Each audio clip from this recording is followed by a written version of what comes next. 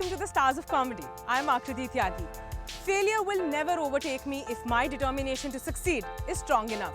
A writer, an actor, a theatre artist and an ace stand-up comedian, our guest for today wears multiple hats with panache.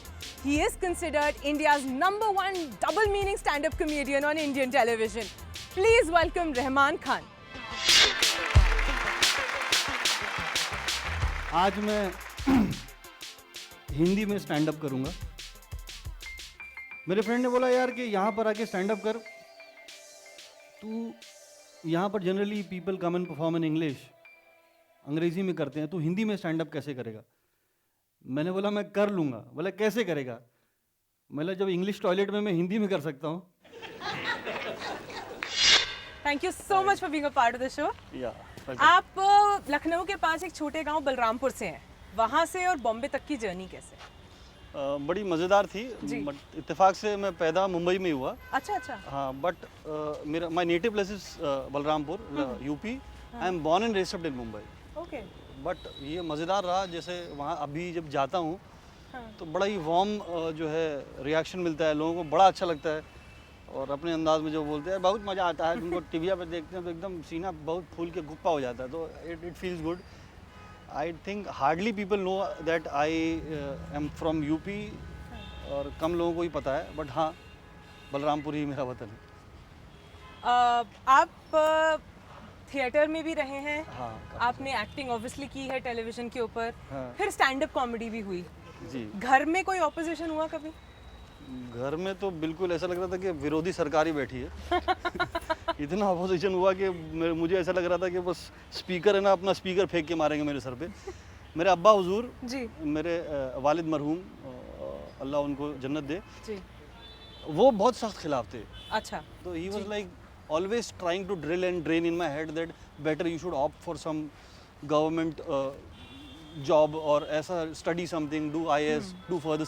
He was basically a teacher. That's why he was like more And as keen. it is, comedy is not a registered profession also in India. तो फिर उनको तो समझ में नहीं आया। हाँ, मतलब कॉमेडी का ऐसा था कि हमारे टाइम पे मिमिक्री होती थी बड़ी। जी। तो मिमिक्री आर्टिस्ट जैसे हमने जॉनी लीवर को ही देखा है। हाँ जी। मतलब अब लेकिन फ़र्क इतना आ गया कॉमेडी में। पहले लोग मिमिक्री करते थे तो लोग कहते थे यार क्या करता है जी। अब कोई मिमिक्री करता है तो लोग कहते क्यों करता है यार। मतलब लोग बातें करने लगे, इतना कुछ होने लगा, तो कॉमेडी बड़ी लीव्स एंड बाउंड्स, बड़ा एक अच्छा प्रोग्रेशन हुआ है कॉमेडी के भी क्षेत्र में। हिंदी भी बोलने का बड़ा लोगों को शौक होता है, हिंदी का बड़ा क्रेज है, हिंदी बोलने का भी कीड़ा होता है।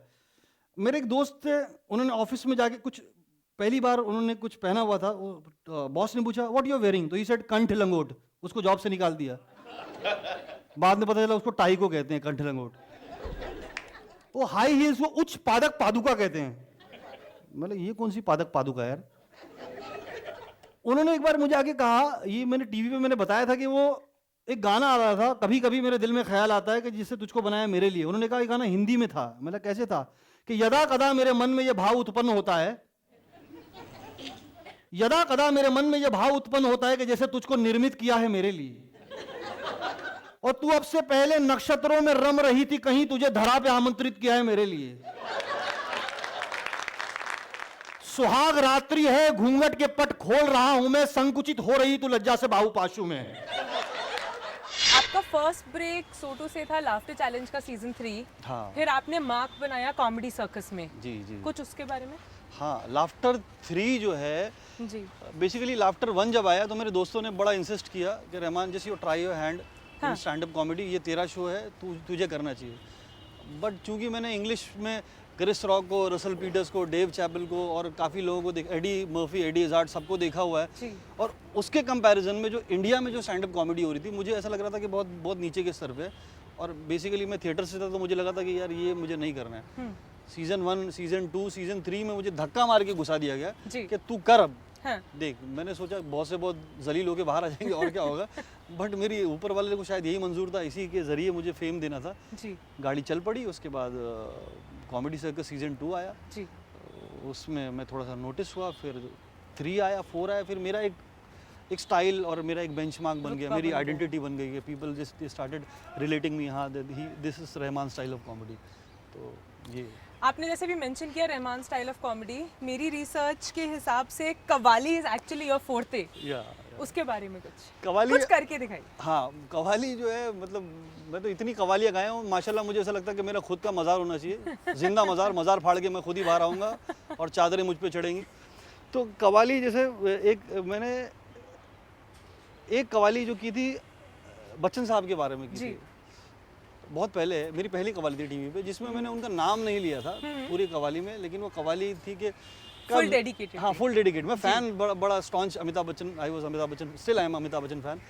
तो आई सेड कि कभी बिग बी, कभी सरकार, कभी डॉन है ये, अरे दीवानों ये पहचानो जरा कौन है ये मर्द तो है शहंशाह खुदा गवाह इसका, अरे बाबे बॉलीवुड ने अरे क्या खूब कहा, क्या कहा, मेरे यंग ने मेरे यंग ने मेरे यंग ने मेरे यंग ने, अंगना इतना बड़ा, हवेली कितनी बड़ी होगी भाई, मेरे यंग ने में तुम्हारा क्या काम है रे, जो है नाम वाला वही तो बदनाम है रे। ये मेरी पहली कव्वाली थी टेलीविजन पे।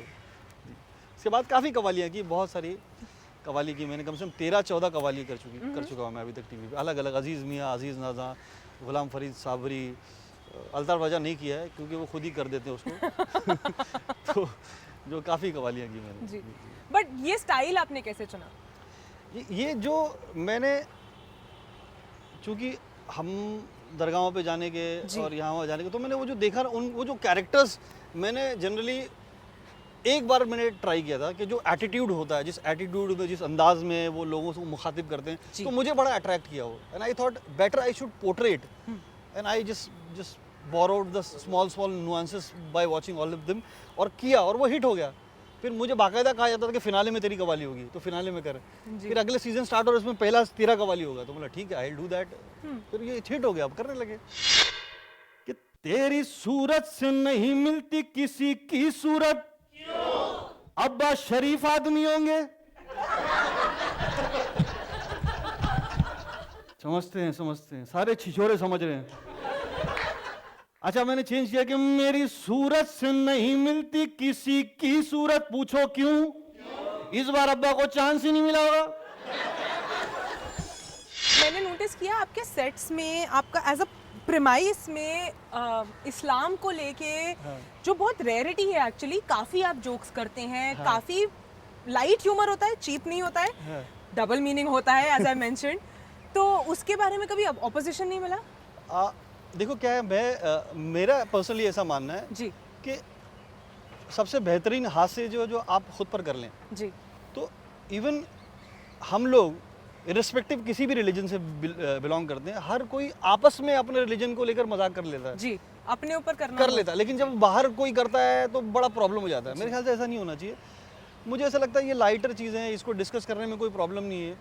हाँ, क्रिटिसिज्म भी मिला है। अच्छा, मेरा पूरा नाम जो है Rahman Khan from the epiglottis Khan, उसके भी नीचे सुबह पता चलेगा मुझे। कितने लोग ये सही से बोल सकते हैं? भाई साहब आप बोल सकते हैं खान बोल के बता। आपका नाम क्या है? काजी मेराज। बहुत सही यार, काजी, आपने बिल्कुल एकदम सही नुक्ता लगाया, काजी मेराज। उर्दू मतलब जिसको नहीं आती, जिसको आती ना, काजी काजी बोलता, भाई कुल्ली करके आ जा, मैं खड़ा हूँ। अच्छा, कुछ लोगों को जो ना उर्दू बोलने का बड़ा शौक होता है, जैसे नुक्ते की बात कर रहे थे ना, उर्दू बोलने का। सर आपने भी सही खान बोला, आपने भी बोला, और मतलब वो उर्दू में नुक्ता है ना, हलक से आवाज़ निकाली जाती है।